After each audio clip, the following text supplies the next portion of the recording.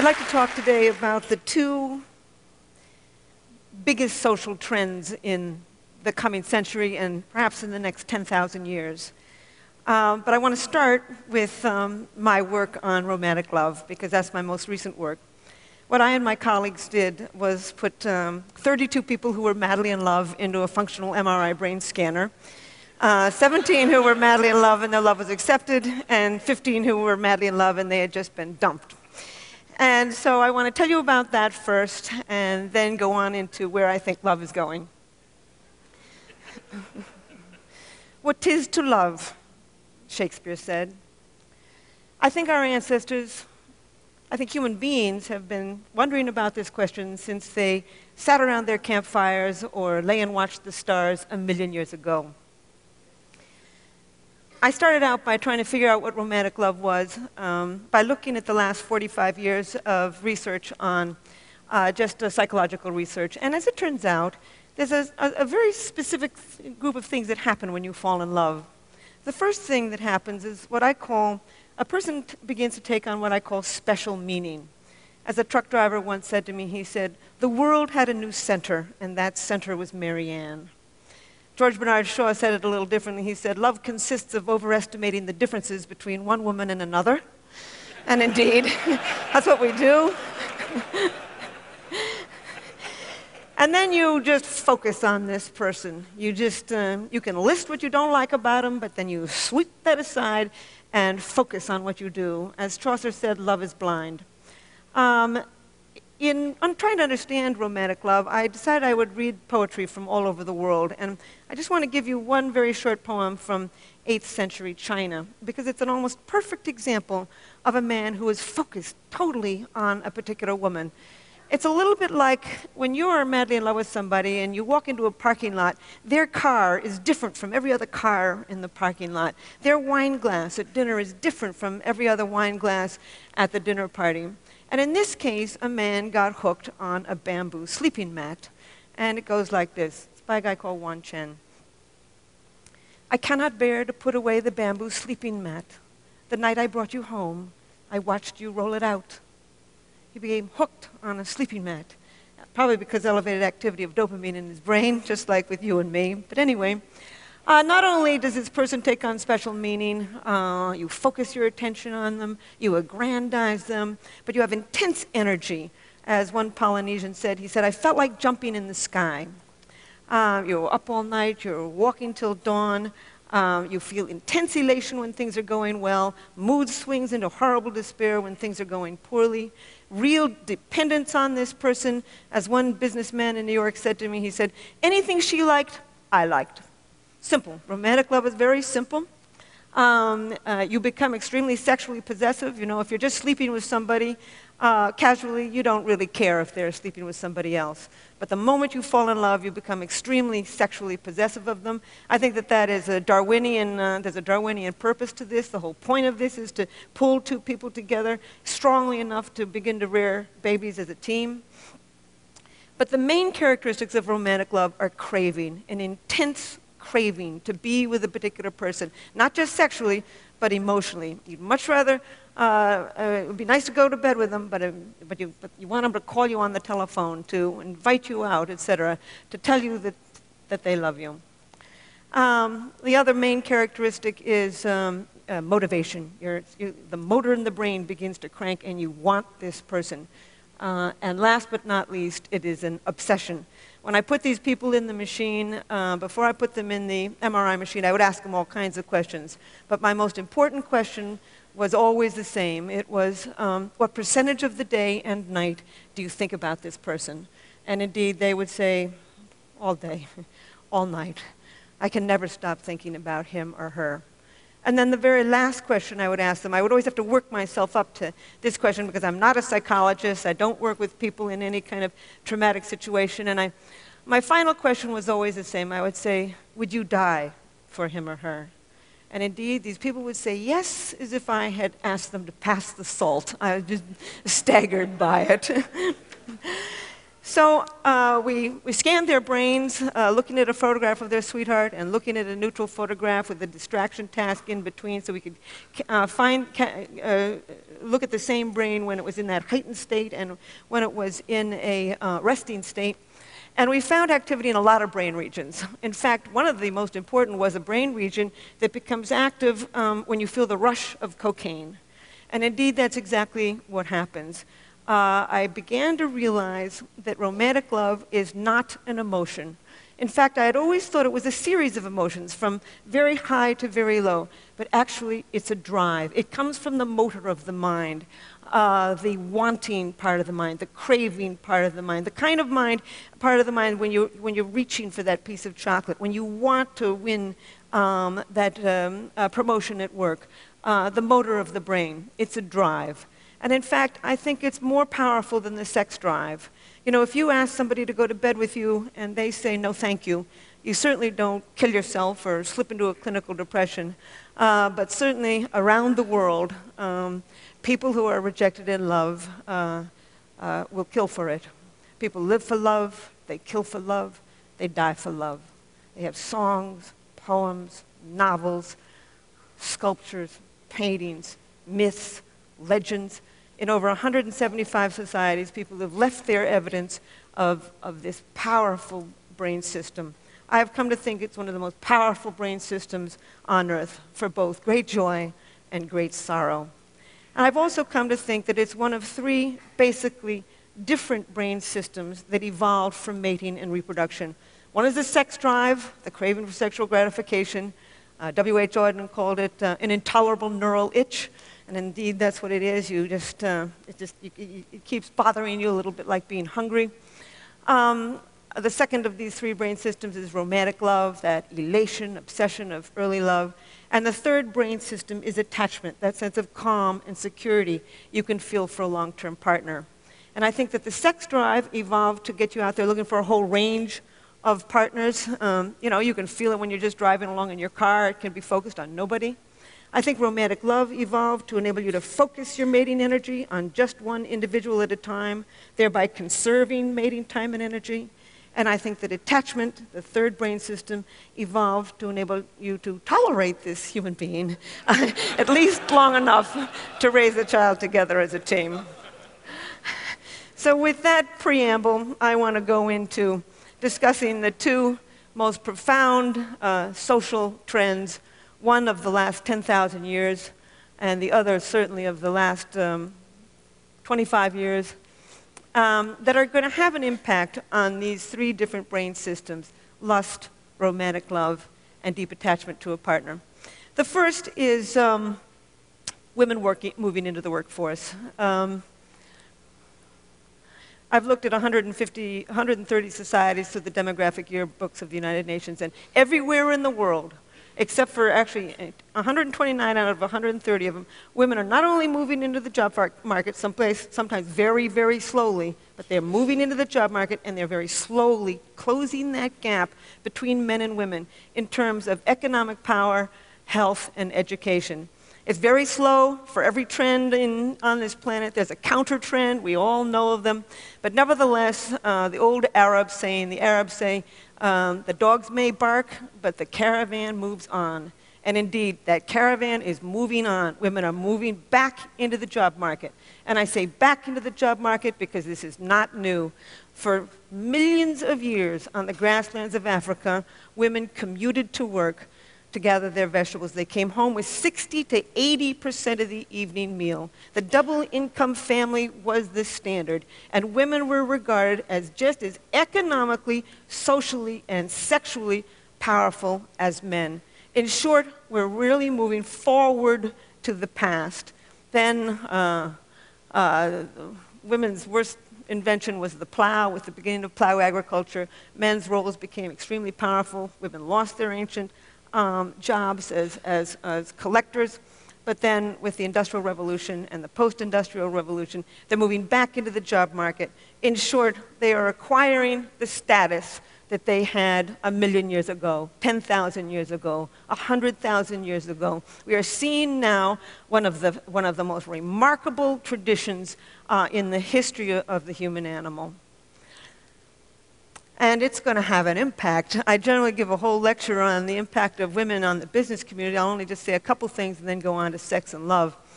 There's a lot of gender differences. Anybody who thinks men and women are alike simply never had a boy and a girl child. I don't know why it is that they want to think that men and women are alike. There's much we have in common, but there's a whole lot that we do not have in common. We are, in the words of Ted Hughes, I think that we were built to be, we're like 2 feet. We need each other to get ahead. But we did not evolve to have the same brain. And we're finding more and more and more gender differences in the brain. I'll only just use a couple and then move on to sex and love. One of them is women's verbal ability. Women can talk. Women's ability to find the right word rapidly, basic articulation, goes up in the middle of the menstrual cycle when estrogen levels peak. But even at menstruation, they're better than the average man. Women can talk. They've been doing it for 1 million years. Words were women's tools. They held that baby in front of their face, cajoling it, reprimanding it, educating it with words. And indeed, they're becoming a very powerful force. Even in places like India and Japan, where women are not moving rapidly into the regular job market, they are moving into journalism. And I think that the television is like the global campfire. We sit around it and it shapes our minds. Almost always when I'm on TV, the producers who call me, who negotiate what we're going to say, is a woman. In fact, Solzhenitsyn once said, to have a great writer is to have another government. Today, 54% of people who are writers in America are women. It's one of many, many characteristics that women have that they will bring into the job market. They've got incredible people skills, negotiating skills. They're highly imaginative. We now know the brain circuitry of imagination, of long-term planning. They tend to be web thinkers because the female parts of the brain are better connected. They tend to collect more pieces of data when they think, put them into more complex patterns, see more options and outcomes. They tend to be contextual, holistic thinkers, what I call web thinkers. Men tend to, and these are averages, tend to get rid of what they regard as extraneous, focus on what they do, and move in a more step-by-step thinking pattern. They're both perfectly good ways of thinking. We need both of them to get ahead. In fact, there's many more male geniuses in the world, and there's also many more male idiots in the world. When the male brain works well, it works extremely well.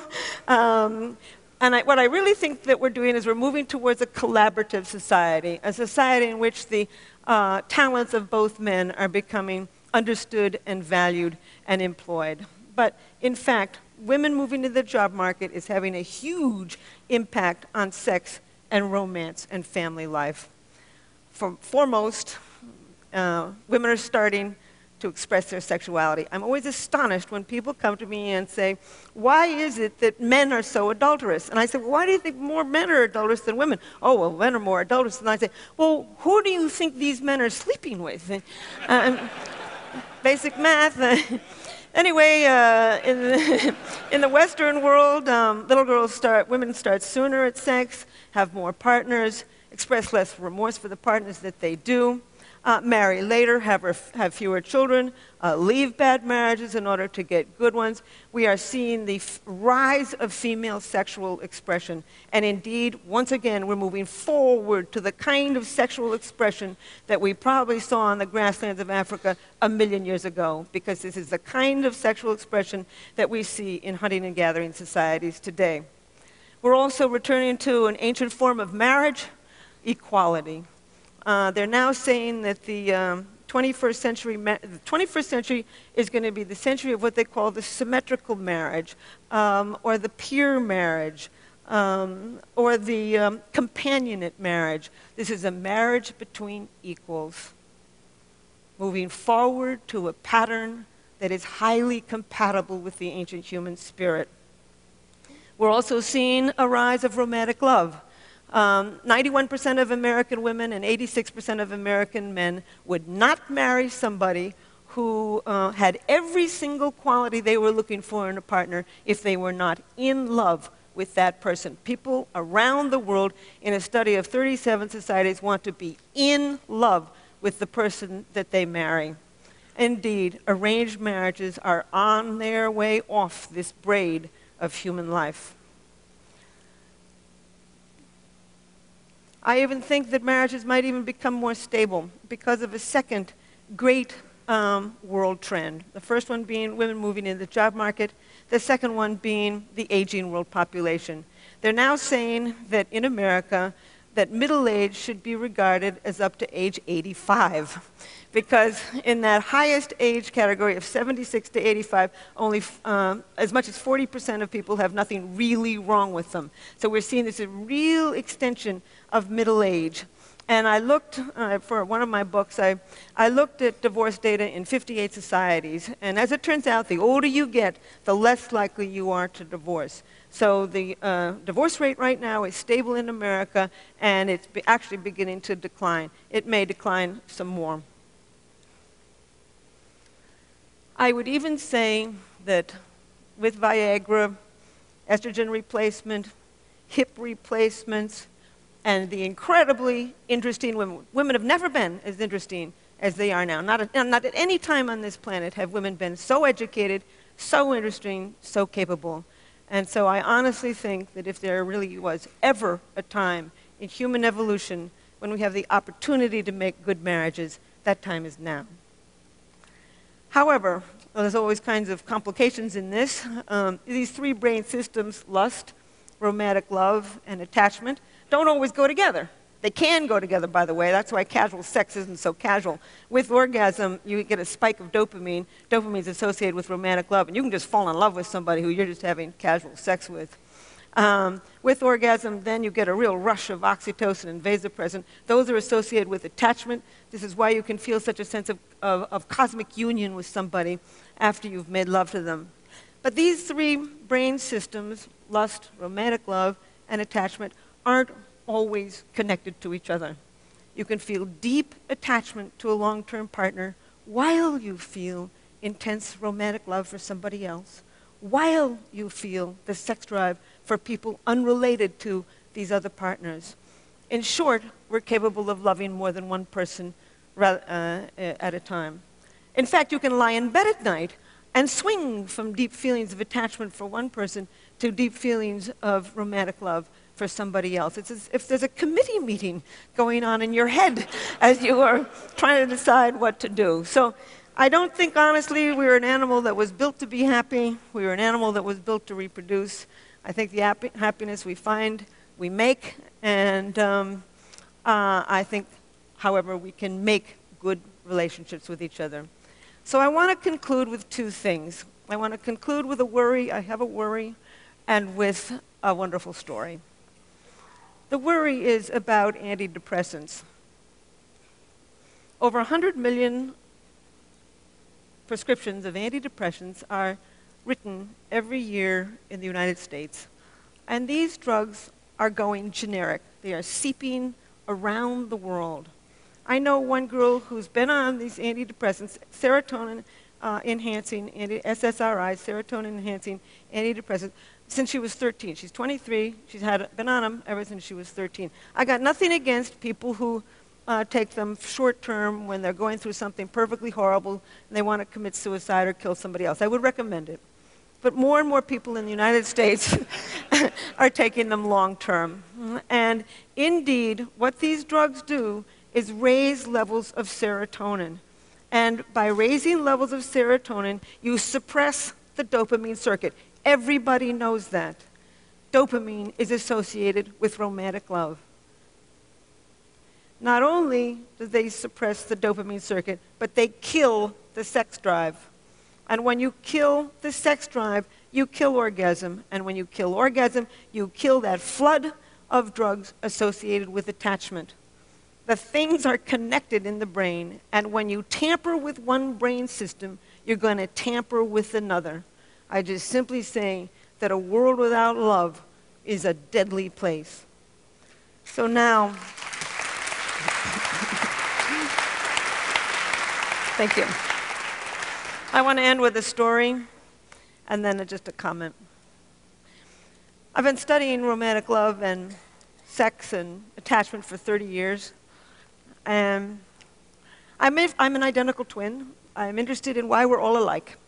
Why you and I are alike, why the Iraqis and the Japanese and the Australian Aborigines and the people up the Amazon River are all alike. And about a year ago, an internet dating service, Match.com, came to me and asked me if I would design a new dating site for them. I said, I don't know anything about personality. I said, you think you got, I don't know, you think you've got the right person? They said, yes. It got me thinking about why it is that you fall in love with one person rather than another. That's my current project. It will be my next book. There's all kinds of reasons that you fall in love with one person rather than another. Timing is important. Proximity is important. Mystery is important. You fall in love with somebody who's somewhat mysterious, in part because mystery elevates dopamine in the brain, probably pushes you over that threshold to fall in love. You fall in love with somebody who fits within what I call your love map, an unconscious list of traits that you build in childhood as you grow up. And I also think that you gravitate to certain people actually with somewhat complementary brain systems, and that's what I've now contributing to this. But I want to tell you a story to illustrate, I've been carrying on here about the biology of love. I want to show you a little bit about the culture of it too, the magic of it. It's a story that was told to me by somebody who had heard it just from probably a true story. It was a graduate student I'm at Rutgers, and my two colleagues, Art Aaron is at SUNY Stony Brook. That's where we put our people in the MRI machine. And this graduate student was madly in love with another graduate student. And she was not in love with him. And they were all at a conference in Beijing. And he knew from our work that if you go and do something very novel with somebody, you can drive up the dopamine in the brain and perhaps trigger this brain system for romantic love. So he decided he'd put science to work, and he invited this girl to go off on a rickshaw ride with him. And sure enough, I've never been in one, but apparently they go all around the buses and the trucks, and it's crazy, and it's noisy, and it's exciting, and he figured this would drive up the dopamine, and she'd fall in love with him. So off they go, and she's squealing and squeezing him and laughing and having a wonderful time. An hour later, they get down off of the rickshaw, and she throws her hands up, and she says, "Wasn't that wonderful? And wasn't that rickshaw driver handsome?"